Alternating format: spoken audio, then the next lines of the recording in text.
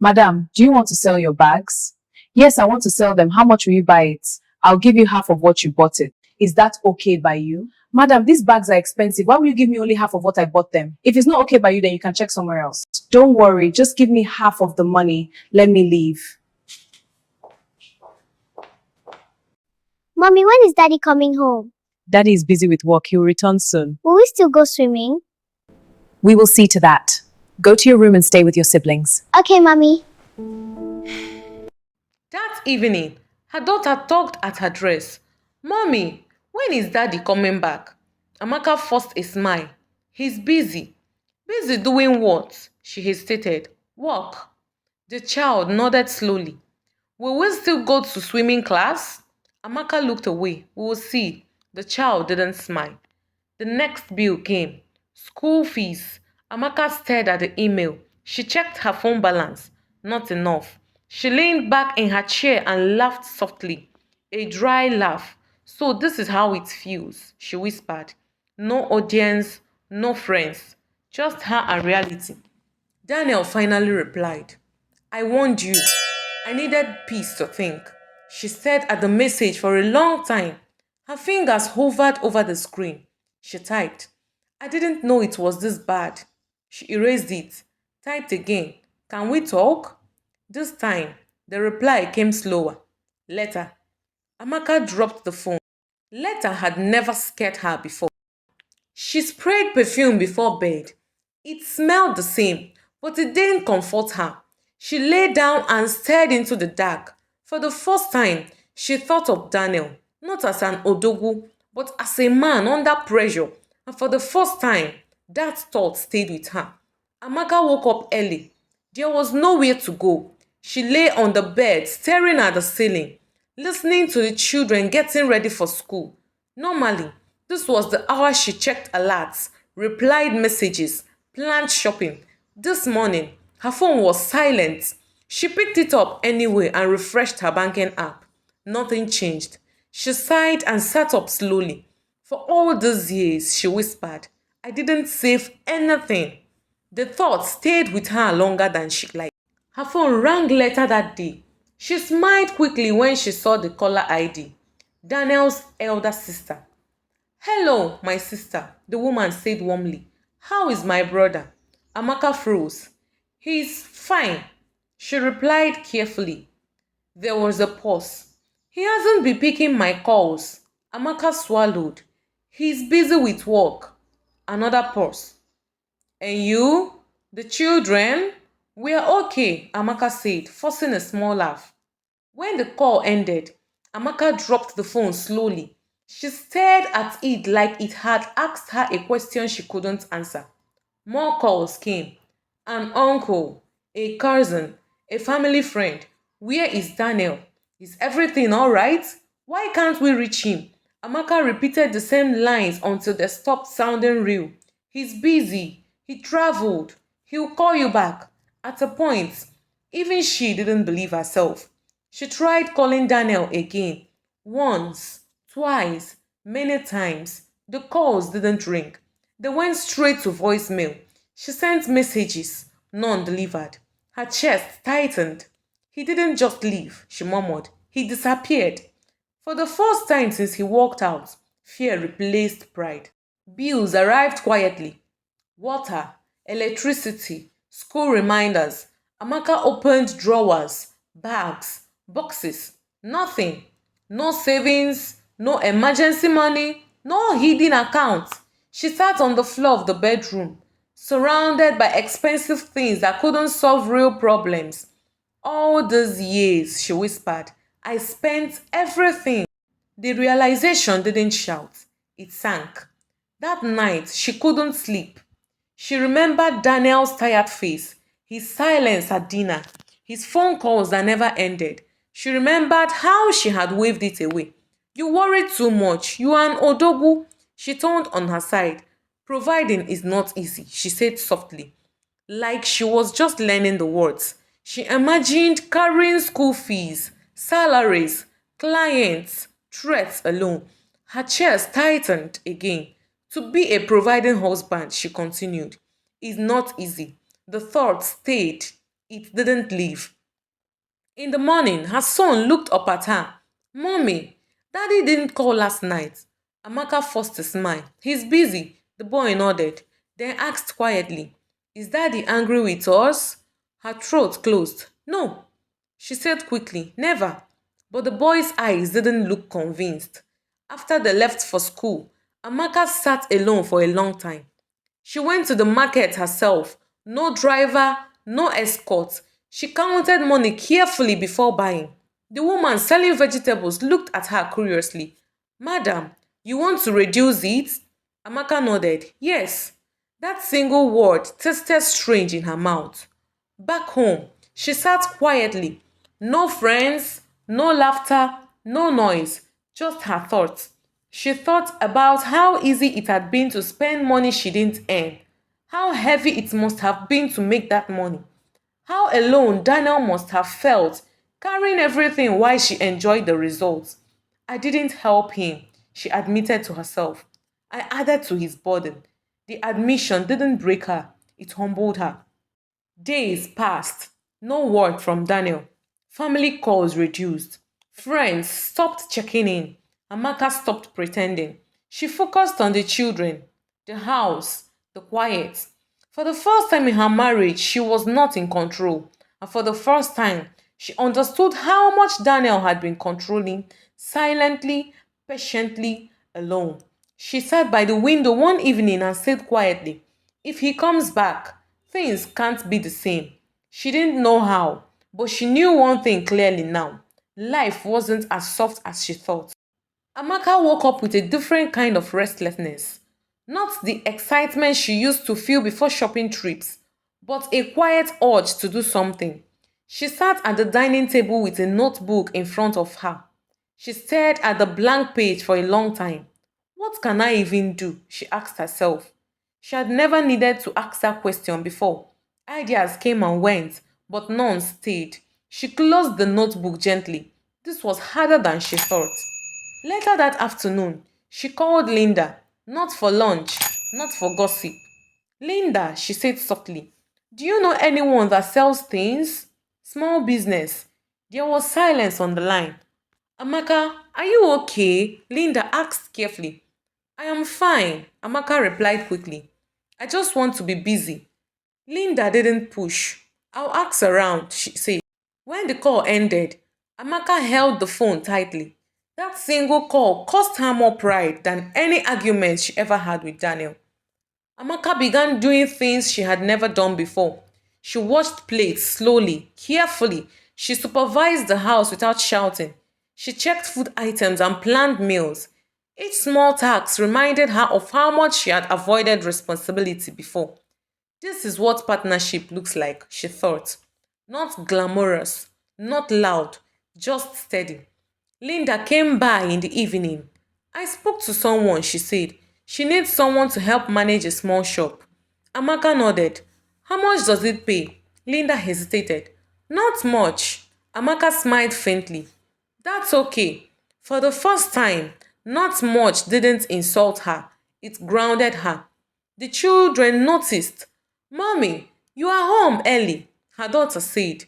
Yes, Amaka replied. We will eat together. They smiled.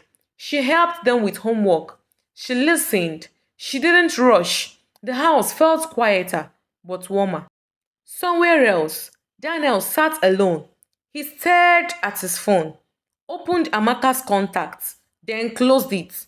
He wasn't angry anymore. He was fixing things, slowly. He spoke with lawyers. He met workers. He faced the client again. Each day was heavy, but he carried it without noise. Amaka typed a message late at night. I understand now. She stared at it. She deleted it. She typed again. I am trying. She deleted that too. Words felt cheap. She decided to let actions speak. At the shop, she learned prices. She learned patience. She learned that customers don't care about your past comfort, only your honesty. She came home tired but calm. This tiredness was different. It felt end. Days turned into weeks. Daniel still didn't pick nor call. Amaka stopped checking her phone every minute. She focused on what she could control. She stopped asking when he would return. She started preparing herself for how things would be if he did. One evening, as she locked the door, she whispered, "Even if he never comes back, I must not return to who I was." That promise stayed. One afternoon, her phone buzzed. Unknown number. She answered carefully. "Hello? Is this Amaka?" The voice asked. "Yes." "This is Daniel's lawyer." Her heart skipped. "We need to discuss something concerning the children." The call ended politely. Amaka sat down slowly. Nothing had ended. Nothing had started. But something had shifted. That night, she sat quietly. No tears. No panic. Just readiness. She didn't know what the next chapter held, but she knew she would face it differently. Not as an Odogwu's wife, but as a woman who had finally learned the weight of provision. The lawyer's office was calm, too calm. Amaka sat upright, hands folded on her lap. The lawyer spoke gently, choosing his words. "Daniel is not ready to see you yet." Amaka nodded. "I understand. He's handling serious issues." The lawyer continued. "Client pressure, legal threats, financial recovery." Amaka listened without interrupting. "For now," the lawyer added, "he wants stability for the children." Amaka breathed in slowly. "That's fair," she said. Her voice didn't shake. On her way out, the lawyer paused. "He didn't speak badly of you," he said. "He just said he was tired." Amaka smiled faintly. That word again. Tired. She thought of all the times Daniel had come home quiet and how she had filled the silence with demands instead of care. She didn't defend herself. Some truths don't need defense. She walked instead of driving. The sun wasn't harsh. The road wasn't busy. She thought about money, how easily it had entered her life and how quickly it had left. She thought about respect, how she demanded it without giving it. And she thought about partnership, how she had confused comfort with love. Love should reduce weight, she whispered, not add to it. That evening, she sat with the children. "Daddy is fixing some things," she said gently. "Did we do something wrong?" her daughter asked. Amaka shook her head. "No. Sometimes adults need time to learn." The children nodded, satisfied. Amaka wished learning had been this simple for her too. Later that night, she wrote in her notebook, not plans, not dreams, lessons.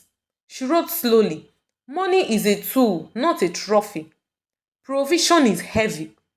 Respect is cheaper than repair. Marriage is teamwork, not enjoyment alone." She closed the notebook and rested her palm on it. These were lessons she paid for bitterly. Daniel heard about her changes from others. "She's managing a shop," someone said. "She reduced expenses. She's quiet now." He didn't celebrate. He didn't doubt. He simply noted it. Change, he knew, was not proven by words or urgency, but by consistency. There were moments Amaka wanted to rush things, to call, to apologize loudly, to promise everything, but she resisted. She remembered how rushing had damaged things before. This time, she chose patience, even when it hurt. One evening, she stood in front of the mirror, not to admire herself, but to speak truth. "I enjoyed money I didn't earn," she said. "I spent strength I didn't carry." The words didn't condemn her, they corrected her. She nodded at her reflection. "I won't repeat this version of myself." Daniel finally sent a message. Short, careful. "I see the changes. Time will tell." Amaka read it twice. She didn't reply immediately. She understood something new. Forgiveness was not something she could demand. It was something she had to deserve. That night, Amaka slept deeply, not because problems were solved, but because her heart was lighter. She had stopped fighting reality. She had stopped hiding from responsibility. And even if the marriage didn't return to what it was, she knew one thing clearly now. She would never again mistake luxury for love. Days moved gently, not fast, not slow, just steady. Amaka kept her routine: shop, home, Children, quiet nights. There were no grand signs, but there was consistency. She didn't complain about what she lacked. She didn't explain herself to anyone. She allowed time to do what talking could not. Daniel came back to the house one afternoon. Not with bags, not with noise, just himself. Amaka wasn't home. He walked through the living room slowly. The house looked the same, but felt different. Less excess, less rush. He noticed the children's school bags neatly arranged, bills filed properly on the table. Nothing dramatic, but nothing careless either. He sat down quietly. When Amaka walked in and saw him, she stopped. They stared at each other for a moment. No shouting, no tears. "You are back," she said softly. "Yes," Daniel replied. They sat opposite each other, not too close, not too far. "I didn't come to argue," Daniel said. "I came to understand." Amaka nodded. "I won't defend myself," she replied. "I've done enough damage already." Daniel watched her closely. This was new. Daniel spoke calmly. "I carried too much alone," he said, "and I swallowed it." Amaka listened. "I enjoyed what I didn't help build," she said, "and I ignored your weight." Then let the words rest. No one rushed to fill the silence. Silence was finally safe. Daniel leaned forward. "If we try again, things won't be the same." Amaka nodded immediately. "I don't want them to be. No access to my account," he continued. "No reckless spending. No promises without discussion." She replied gently. "I don't want blind access anymore. I want responsibility." Daniel exhaled. That was the answer he needed. Daniel brought it up carefully. "I can help you start something small," he said. "A shop. Something you can manage." Amaka didn't jump. She thought first. "I want to earn," she said, "not just receive." Daniel nodded. "That's the point." They agreed. Not as husband and dependents, but as partners with clear roles. The children watched quietly as their parents spoke more, argued less, listened better. "Mommy smiles differently now," the daughter whispered one day. Daniel heard it. He smiled too. Life didn't return to luxury, and that was okay. The house ran on planning, not impulse. Money had direction, respect had space, love had structure. Amaka still enjoyed nice things, but with thoughts. Daniel still provided, but with boundaries. One evening, Amaka stood alone in the shop, counting her sales. Not much, but it was hers. She smiled. She remembered the days when money came without effort and left without warning. She whispered to herself, "Soft life without sense is expensive." The story of Amaka was not about money. It was about understanding weight. The weight of provision, the weight of trust, the weight of partnership. Luxury didn't ruin her. Ignorance did. And wisdom didn't come cheap. But it came on time. Dear viewers, what lesson did you take away from this dramatic tale? We would love to hear your thoughts in the comments below. If you enjoyed the story, give us a thumbs up, share it with friends, and hit that subscribe button.